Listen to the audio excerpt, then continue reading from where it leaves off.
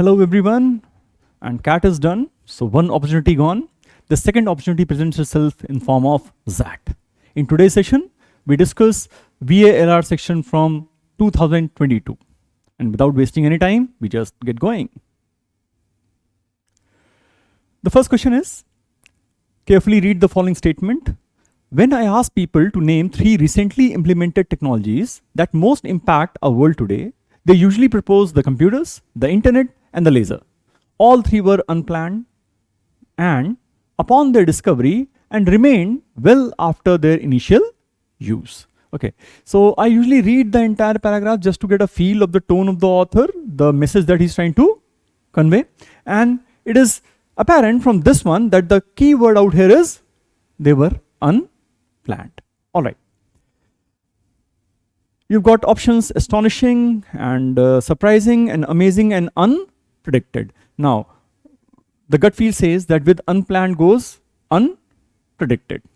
All right, let us see. All 3 were unplanned, unpredicted, and unappreciated upon their discovery and remained unappreciated well after their initial use. Fits in perfectly. So the answer for the first one is it's going to be E, unpredicted, unappreciated, and unappreciated. All right, I prefer pink.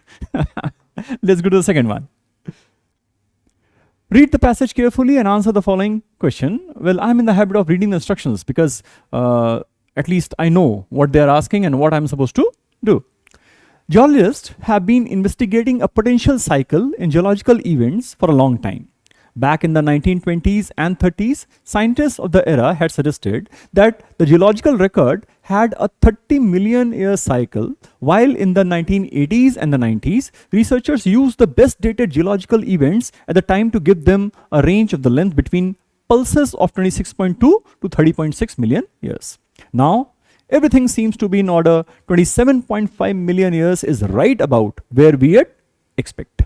A study late last year suggested that this 27.5 million year mark is when mass extinctions happen too. So 2 things they are discussing in it. One is the pulse and the other is mass extinction. Okay, what's the question? The question is, which of the following statements can be best concluded from the passage? Best, which means there are certain things that can be concluded, but which one is the best without a doubt? All right. Not all species go extinct once every 27.5 million years. Mass extinctions and geological pulse are correlated. Geological disasters happen sporadically. All right. There are certain words that you find difficult to pronounce. It happens to be one with me. All right. Anyway, that is not a consistent feature basically. D, pulse between geological events is constant. It can be eliminated exactly because it is not constant. There is a range, and all species go extinct once every 27.5 million years. Now, you can easily eliminate D because it is not a constant, and then you can also eliminate A and E. Not all species go extinct once every 27.5 million years, and all species go extinct once every 27.5 million years. It talks about mass extinction, but doesn't mean all on this side or the other. Then we have mass extinctions and geological pulse are correlated. I think this can be picked as the answer. By the way, we have C, geological disasters happen sporadically. All right, this time I got it right, but this cannot be the answer because this has not been discussed. So we safely sit with B for Bombay. Mass extinctions and geological pulse are correlated. All right. Next one. Which of the following sentences have incorrect usage of preposition? All right. English has 150 plus minus prepositions, 2000 usages. Hindi has 5 or 6 prepositions, and that is where the problem is because we tend to translate everything. Anyway, let's see. The manager was sitting at the desk, and we are supposed to pick the incorrect usage options. All right. So one seems right, so we can easily eliminate the options that contain 1. My work is superior to yours. The words ending in IOR, superior, inferior, junior, senior, they take to and not than. So this also seems fine. So this goes because it contains to. I prefer tea than coffee. With prefer, you don't use than, you use to. All right. In fact, there is a concept that when you compare two verbs, which may be acting like nouns in a particular sentence, and you use the word prefer, then you don't use to, you use rather than. I prefer to sleep. And of course, the other thing is study. Rather than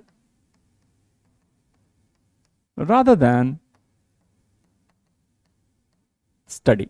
All right. Now, if you use to with this, I prefer to sleep to doesn't make any sense. All right. And hence, in this case, when we are comparing two verbs, we are trying to have preferences. We use rather than. Anyway, we don't use than alone with prefer. So this is 100% incorrect. We still have, okay. She was accused for, it is accused of. So, oh, we still have both the options. This is an exception to the rule, sounds okay. They are leaving to England, they are leaving for England. So answer is C. 3, 4 and 6 are incorrect. We move to the next one. Read the poem, ICSE board, and poem, CBSE board. Read the poems, I'm from CBSE board. Read the poem carefully and answer the following question. I smiled at you because I thought that you were someone else. You smiled back and there grew between two strangers in a library something that seems like love. Do you guys go to the library? I don't think you'll get this chance. But you loved me.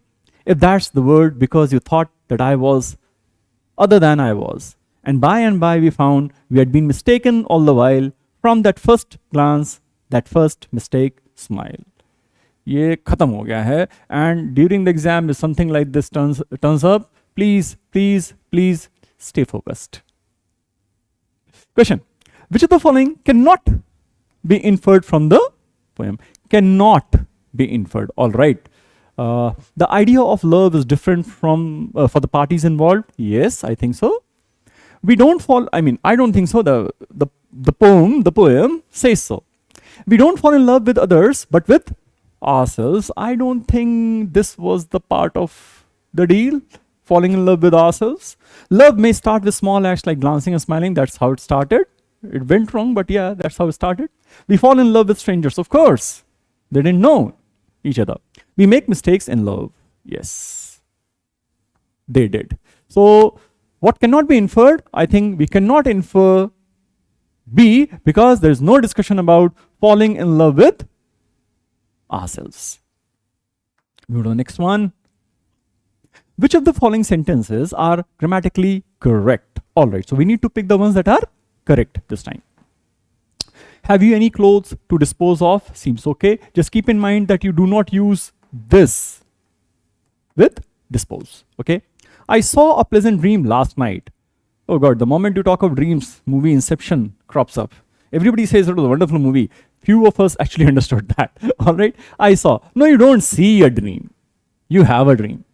I had. So the option that contains two has to be eliminated.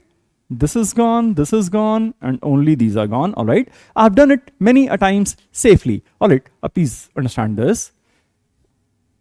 The structure is many a, first thing. And many a is followed by a noun which has to be in singular form. And this is also followed by a verb in singular form. So you have a sentence that says, many a man was. You don't say many a men were. Okay. So it should be I have done it many a time. So 3 is also incorrect. So anything that is left? Yes. This is gone. Students struggle to cope up with academic pressure. All right. We have been hearing this. We have been saying this right from class 3. Cope up with. Cope up. It's not cope up with. It's simply cope with. So the one that contains 4 is gone. I think we got the answer. C, let's just finish it off. You need not give negative feedback to your employees.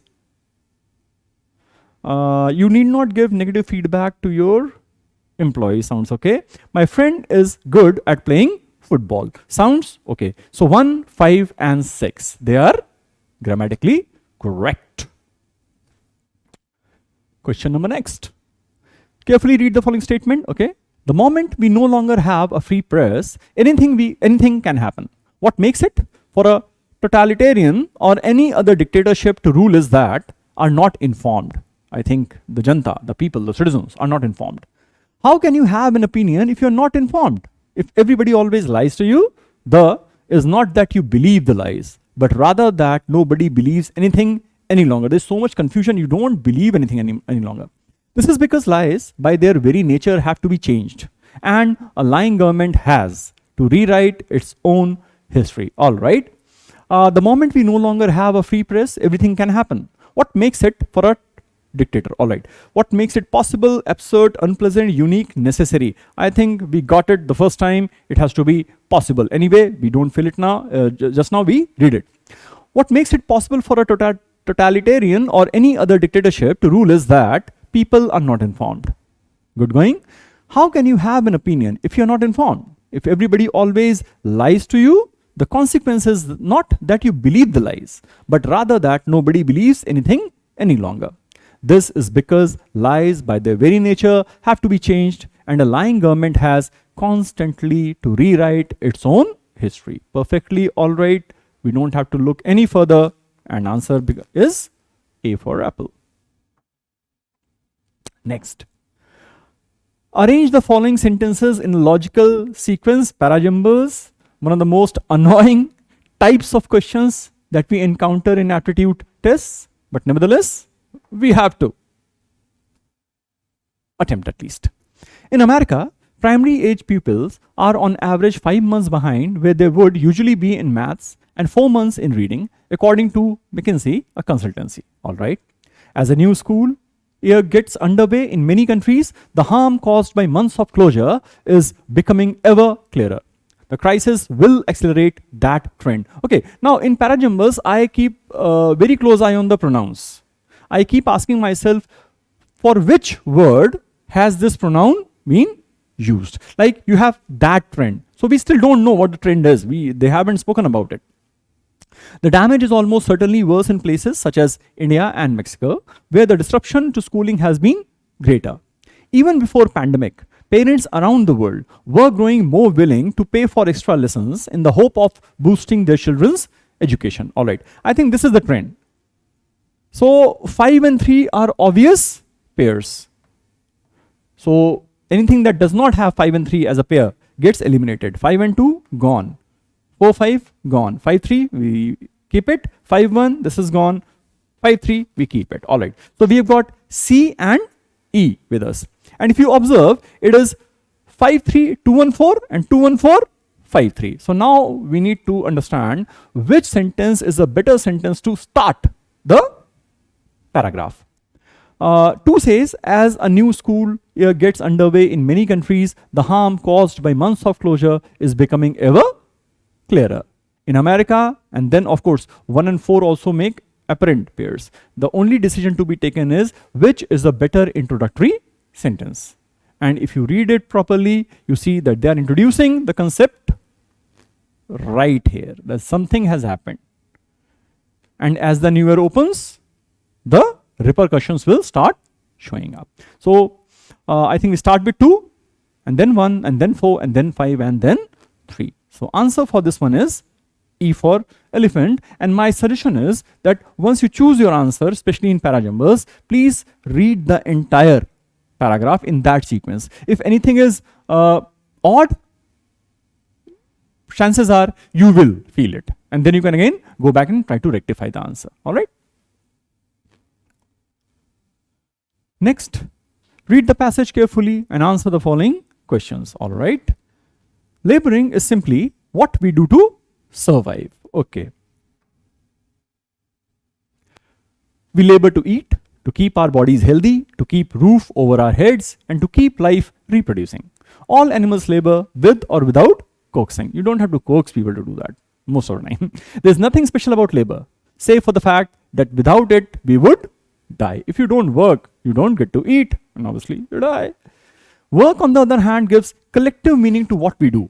When we work to produce something, we both put something into and leave something lasting in the world. A table, a house, a book, a car, a rug, a high precision piece of engineering with which we can order the days into time and or keep a body breathing. So basically, labor is something that we do to survive, and work actually leads to something greater.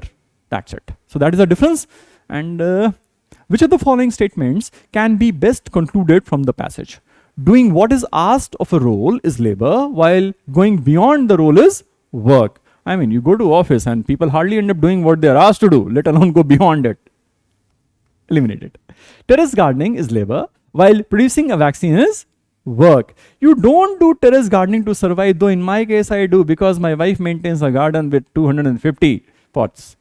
And if I don't do that, I won't survive. So in my case, it could be survival, but it's not. Eliminate it.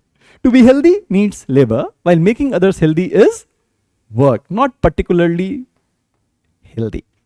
Labor enables us to survive, while work makes survival meaningful. I think the keywords are covered here. We can keep this. E, unacknowledged work is labor, while acknowledgement makes it work. Again, you're talking in corporate terms. Answer D, labor enables us to survive, while work makes survival meaningful. Next one. Again, read the passage carefully and answer the following question. One theory of accidents is what experts call the Swiss cheese model. A slab of Swiss cheese has several holes, randomly and unevenly distributed over its surface. If several slabs are stacked together, it would be impossible for something to slip through unless all the holes happen to line up. If even one slab doesn't align, the impending catastrophe, that is disaster, will meet a layer of resistance and the worst is averted. It can be avoided. Aviation professionals will tell you that plane crashes never happen for a single reason. There may be an identifiable primary factor, but it is usually a chain of events, an range of circumstances neatly piling upon. Which of the following statements can be best concluded from the passage? Keep an eye on the example. They gave the example of the airplane crash.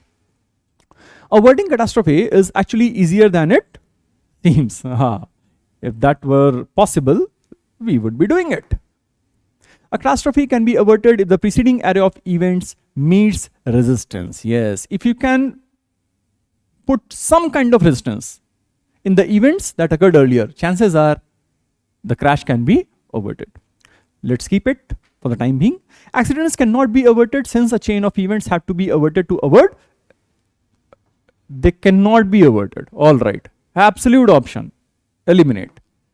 Any historically relevant event is an accident because it involves a chain of preceding events. Any historically relevant, they were all accidents. Kya baat hai? Any disaster is a culmination of many events happening in a particular order. Any disaster.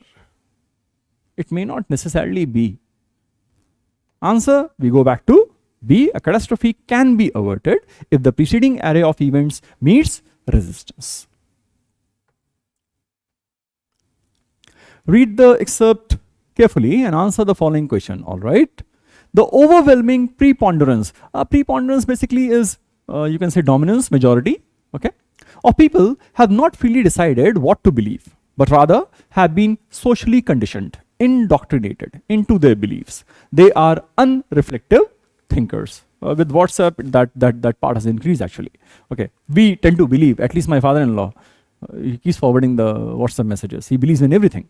Which of the following statements cannot be concluded from the excerpt? Okay, cannot be concluded. Okay, the moment you see the word not and except, kindly slow down, read again, understand what they are asking for. Cannot be concluded from the excerpt. Things that we do automatically need to be reflected upon. All right. The inability to criticize one's belief leads to indoctrination. A lot of people end up believing what they passionately oppose. I don't think the passage talks about opposition. okay, we kind of keep it for the time being. Beliefs that appear normal and natural heighten their acceptance, all right? That is what being conditioned is. And finally, a normal thinker finds it difficult to recognize what is happening to them. Normal thinker, unreflective thinkers. So everything can be concluded except the idea of passionate opposition. So answer for this one is C for cat. Cat is gone. All right, we read the passage carefully and answer the 3 questions that follow. Stupidity is a very specific cognitive failing. And we all are a kind of at some time or the other, some of us more often than others, we have been stupid. Crudely put, it occurs when you don't have the right conceptual tools for the job. The result is an inability to make sense of what is happening and a resulting tendency to force phenomena into crude, distorting pigeonholes. Narrow down karke wahi solution dhoond rahe wahin pe. This is easiest to introduce with a tragic case. Now we have an example. British High Command during the First World War frequently understood trench warfare using concepts and strategies from the cavalry battles of their youth. जो जवानी में लड़े थे उसी से फिर technique वही apply करके लड़ना चाहते हैं. As one of the field marshal Douglas Haig's subordinates later remarked, they thought of the trenches as mobile operations at the halt. That is, as fleet battle lines with a simple caveat that nothing in fact burst for years. Alright, ये warning भी था साथ में. Unsurprisingly, this did not serve them well in formulating a strategy. They were hampered beyond the shortage of material resources by a kind of conceptual obsolescence, something that has become obsolete, no longer works, a failure to update their cognitive tools to fit the task in hand. In at least some cases, intelligence actively abets, supports stupidity by allowing pernicious, harmful rationalization. Rationalization is when you try to justify something which cannot be justified. I'm pretty sure, no, I'm not pretty sure anymore. I don't think that your parents hammer you, beat you up. But if your father ever beat you up, especially the boys, girls, you are safe. He would feel guilty about it, but he would not say sorry. He'll come up and say, it's for your own benefit that I beat you up. That is rationalization. All right? Stupidity will often arise in cases like this when an outdated conceptual framework is forced into service, mangling the user's grip, weakening the user's grip on some new phenomenon.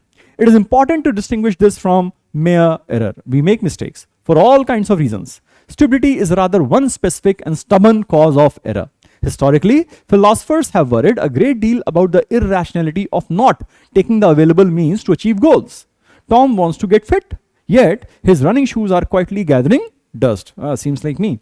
The stock solution to Tom's quandary is simple willpower. Put on your shoes and for God's sake, go for a run. That is the simple solution. Stupidity is very different from this. It is rather a lack of the necessary means, a lack of the necessary intellectual equipment. Combating it will typically require not brute willpower, but the construction of a new way of seeing ourselves and our world. Such stupidity is perfectly compatible with intelligence. Haig was, by any standard, a smart man. He was intelligent, but he was being stupid. So in certain cases, intelligence actually abets, supports stupidity. All right? Which of the following statements best summarizes the author's view on stupidity? Right. The inability to avoid forcing our current views on a new situation is stupidity.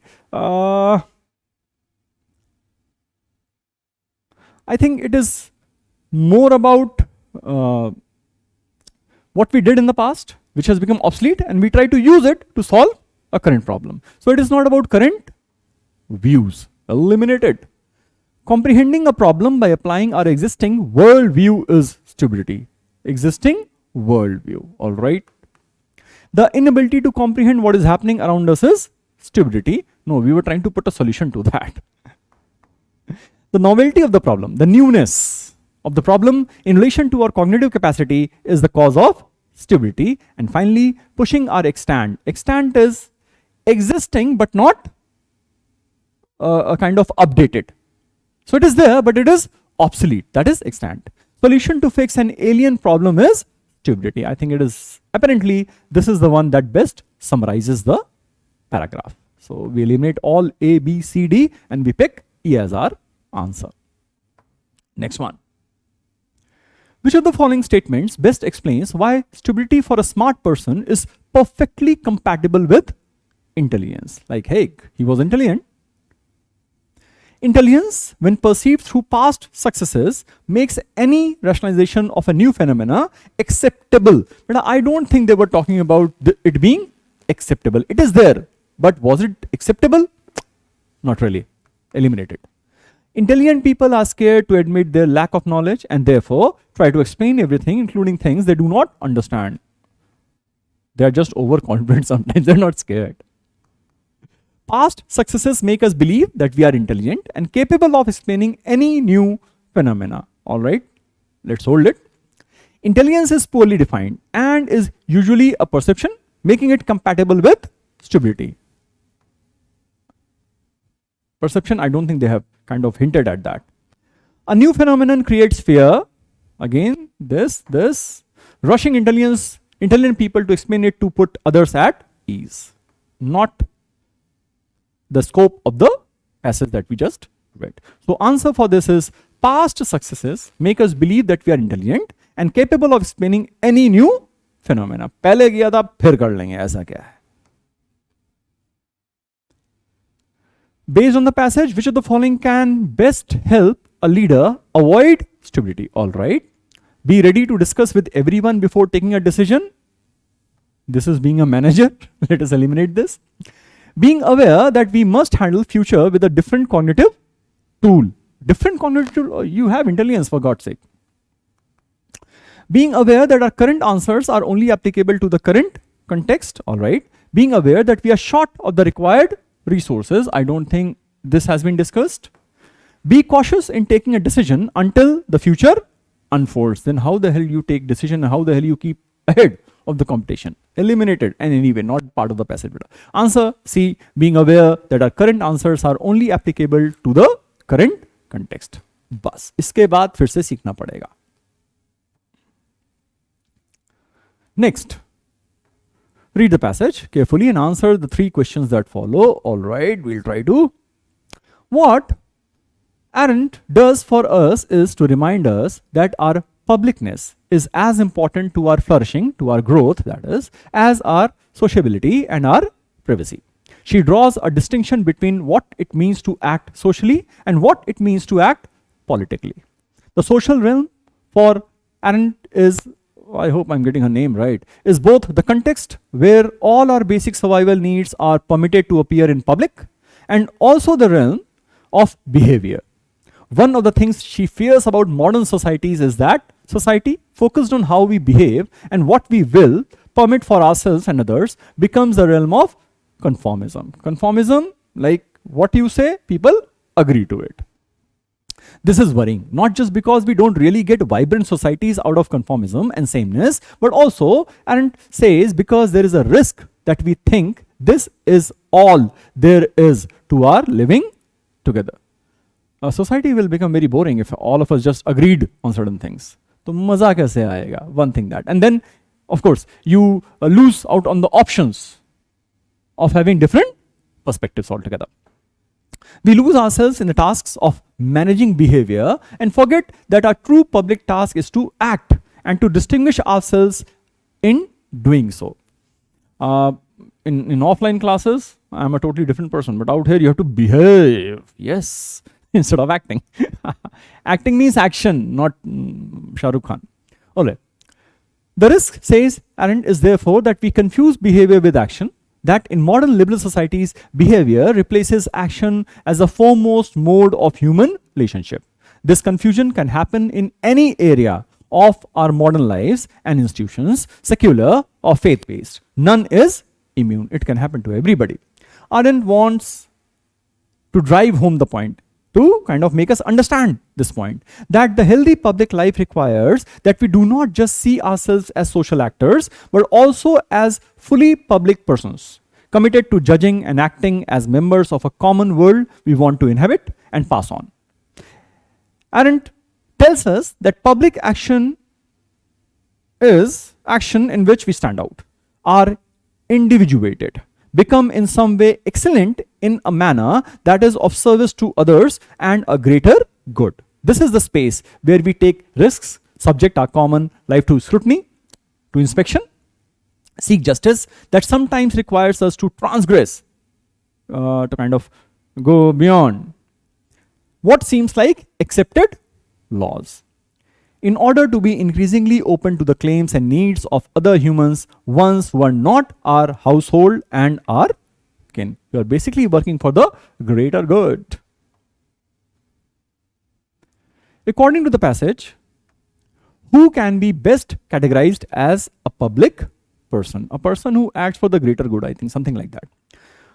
A wildlife photographer who highlighted the plight of poverty-stricken migrants by posting their pictures. Sounds okay. Let's keep it for the time being. A parent who organized protest against the random fee hike by a local school. He is working, the parent is protesting for himself or herself. Okay, eliminated. An NGO employee who was tasked to lead a campaign against tribal land acquisition. Okay, employee hai, he is getting paid for it, I suppose. Eliminated. A local politician who filed RTI applications to unearth financial scams by a village panchayat politician. Netaji, getting paid for it. An online fraud victim who ran a campaign against online fraudsters. Again, parent and they are working individually for their own problem. So I think we can safely go back to A, because this guy, he gets paid through photography, not by highlighting what he did. So this is the best option that can be categorized as a public person. Based on the passage, which of the following options best describes public action? Okay, action. Acting in a way that is seen acceptable to the society. It should be for the greater good, not that the society should accept it. Eliminated. Acting based on our core beliefs while being mindful of what society thinks. If you are very mindful of what society thinks, the problem is that you are never going to be able to act on that. Char log kya kahenge? Acting in a way that is perceived to be antisocial. Oh, you cannot, you just don't target to be, ab to sab khilaf hi jaunga. Aisa nahi hai. Acting for just cause regardless of what society thinks. Acting for a just cause, even if society thinks otherwise. I think we can keep it. Acting based on a conviction regardless of what society thinks. Okay. Acting on our conviction. Again, I mean, your conviction may be antisocial. Fine. So we go with D. Acting for a just cause regardless of what society thinks about it. So answer is D for delay. Next one. Which of the following is the best reason for focusing on behavior instead of acting in public? Why do we kind of focus more on behavior? To survive is not to distinguish ourselves from others. I don't think so. It has anything to do with the question itself. Our fear of being called out on our imperfect thoughts leads us to behave. I think we will get some better option. We are dependent on each other. Yes. And that is why we kind of focus more on behavior than on action. So this is eliminated. We hold C. Our focus is to survive and not to flourish. I don't think they discuss this. The foundation of any vibrant society is based on cooperation and not on confrontation. In fact, this talks just the opposite of it. If people were to be always in agreement, society doesn't move forward. So we are going with C. We are dependent on each other, leading to focus on what is accepted by others. Pretty simple. Next. Read the passage carefully and answer the 3 questions that follow. What bullshit essentially misrepresents is neither the state of affairs to which it refers nor the beliefs of the speaker concerning the state of affairs. Okay, so finally somebody started working on the concept of bullshitting as well. All right. So what bullshit essentially misrepresents is neither the state of affairs to which it refers nor the beliefs of the speaker concerning that state of affairs. Beliefs pe bhi farak nahi hai. Those are what lies misrepresent by virtue of being false. Since bullshit need not be false, It differs from lies in its misrepresentational intent. The intent is different. Kya wow, what a research.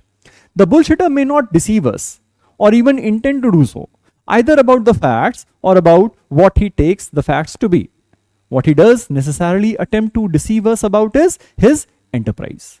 His only indispensably distinctive characteristic is that in a certain way he misrepresents what he is up to. This is the crux, essence of the distinction between him and the liar. Both he and the liar represent themselves falsely as endeavoring to communicate the truth. They want you to believe that they are saying the truth.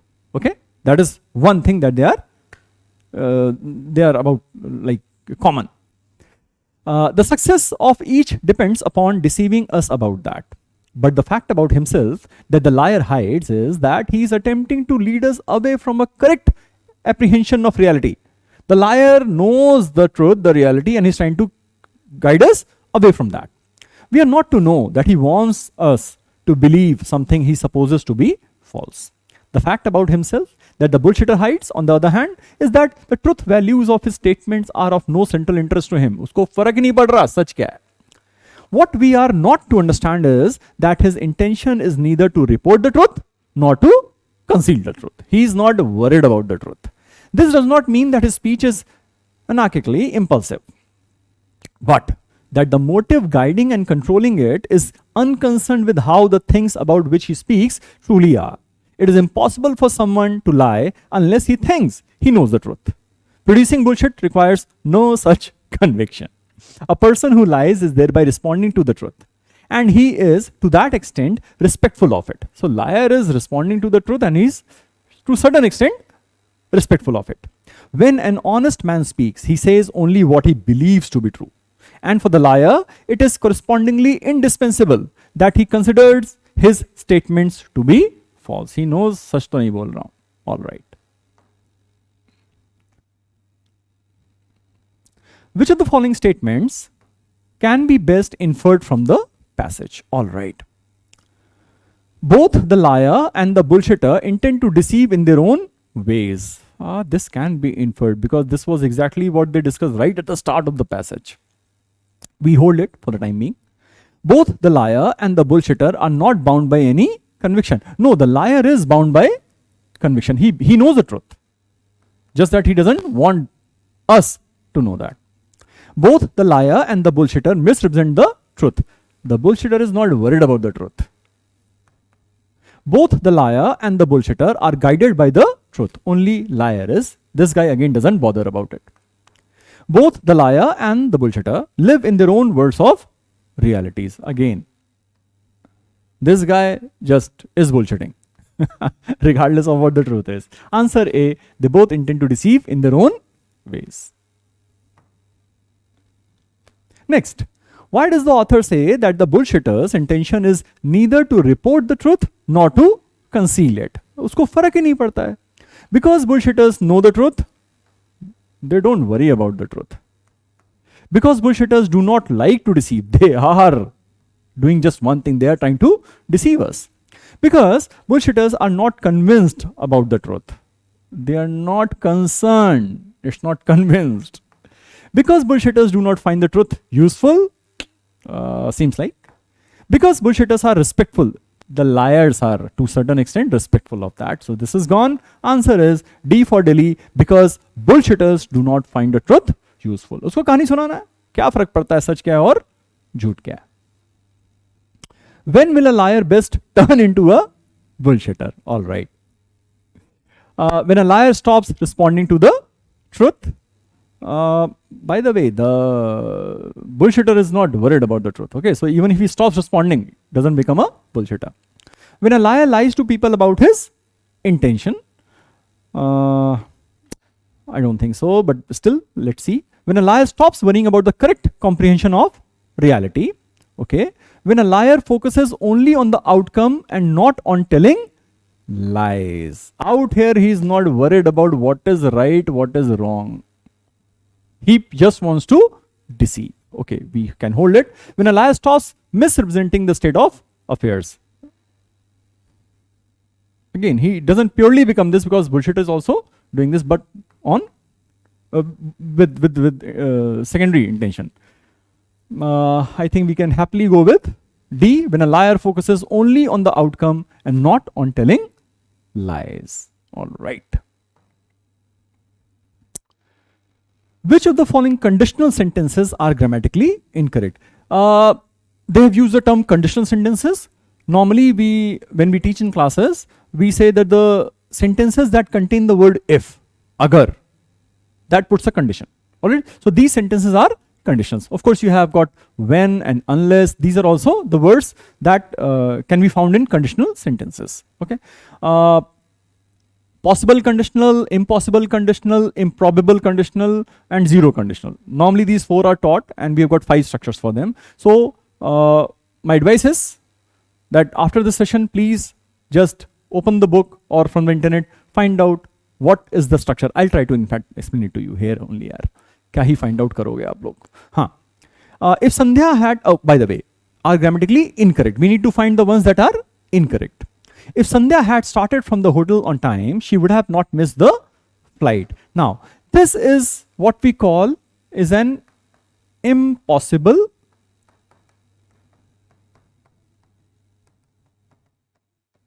conditional. If I had worked hard, like with some of us after the CAT, if I had done that, I would have got a better percentile.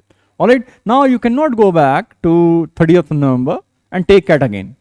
All right. So that is impossible. Now the structure for that is if I had worked hard, if the clause with if has past perfect. If Sandhya had started, okay, I would have scored a better percentile. Would have is the other clause. So this is the structure for impossible conditional. If goes with past perfect and the other party goes with would have, could have, should have, might have. So this is perfectly okay. So anything that contains one has to be eliminated because this is right. Okay. Number 2, the students would not have completed their assignment even if the professor would have been there. All right. I just told you impossible conditional. If goes with past perfect and out here they are saying would have. So this is incorrect. It should be, I think the students would not have completed their assignment even if the professor had been there. Had been there, I suppose. Anyway, but whatever, you don't have any structure like this. All right. So this is actually incorrect. We'll talk about the correct later on if I am able to actually. So options with 2. We don't have 2 here. All right. We don't have 2 here. So I think we got the answer happily. All right. Let's read 3. I had traveled across Europe if I weren't afraid of airplane crashes. I would fly if I were a bird. If I were a bird, I would fly. That is improbable conditional. All right. Fantasy. If I were a bird, I would fly. In this case, if you observe, they have written kahan gaya? If I weren't afraid. All right. It's a wish. Hence, it should be simply would. I would travel across Europe if I were not afraid of airplane crashes. So this is incorrect for that reason. 4, Saurav won't join music classes unless his father will ask. You do not have future tense with unless and if in conditional sentences. If you work hard, you will succeed. Okay. So Saurav will not join music classes unless his father asks him. Should you wish to join the party, you must let me know by this evening. Sounds okay. We would be stupid if we shared past tense with would. What I'll do is now I'll simply give you this. I think I can write 4 or 5 sentences for you to fall back on. If you work hard, you will succeed. All right. What I'll do is, in fact,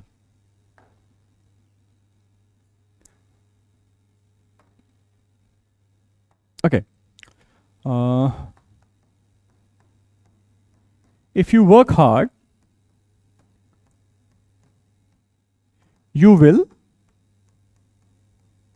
succeed. If I had worked hard, I would have succeeded. All right. This is possible. This is impossible. All right. If you work hard, simple present tense and future. If I had worked hard, past perfect and would have. And then you have the third one, improbable. It has got two structures. One is, if I were a bird, I would fly. Okay. First thing to observe, we are using plural verb with singular subject. I was. Normally we say I was. Out here it is I were. And the other part is simply would. It's not will, it's not would have. It is simply would. And second is, if we jumped from the third floor, our bones would break. All right.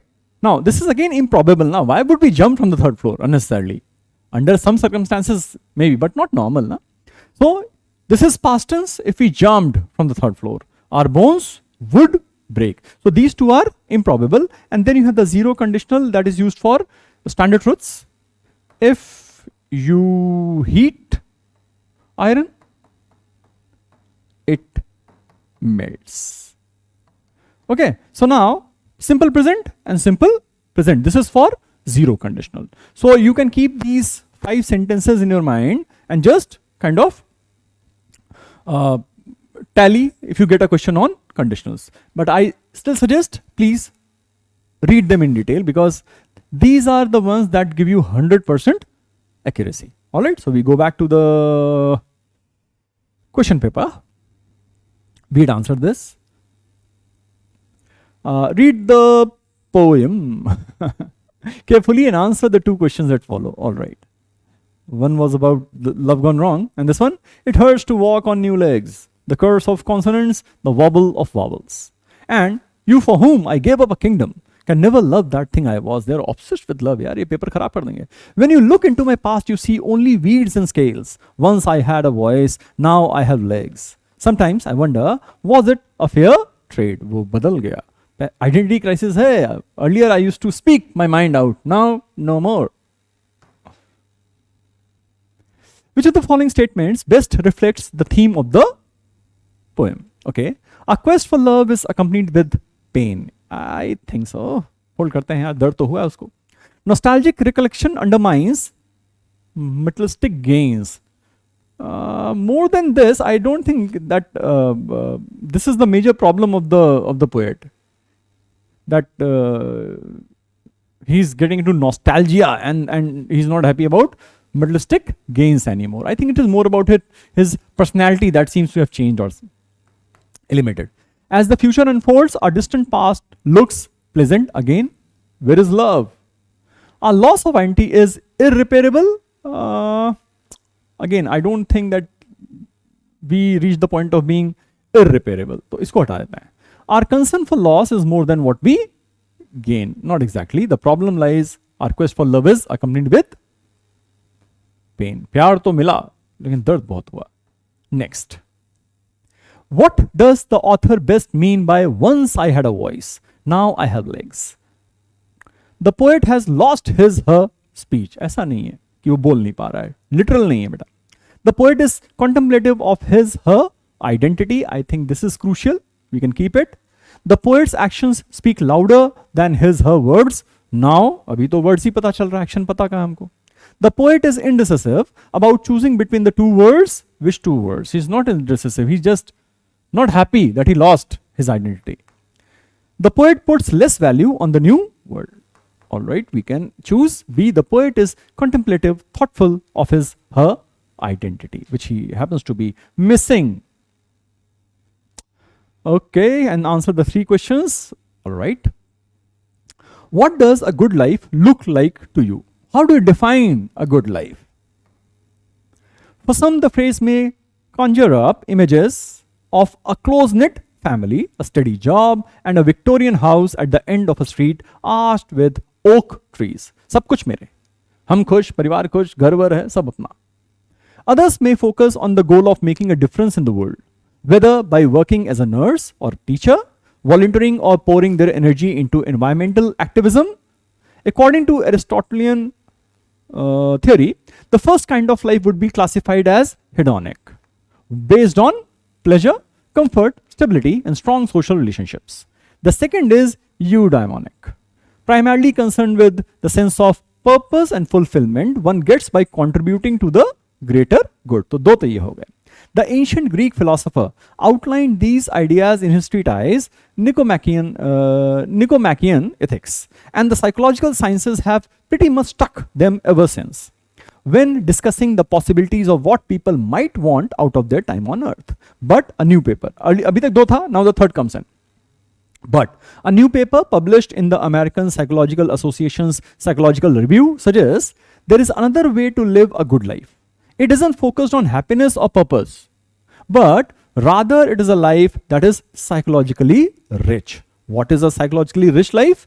According to authors Shiji Oishi, I hope I got the name right, a professor of psychology at the University of Virginia, and Erin Westgate, an assistant professor of psychology at the University of Florida, it's one characterized by interesting experiences in which novelty and or complexity are accompanied by profound changes in perspective. You go through certain experiences and that changes the whole perspective that you had.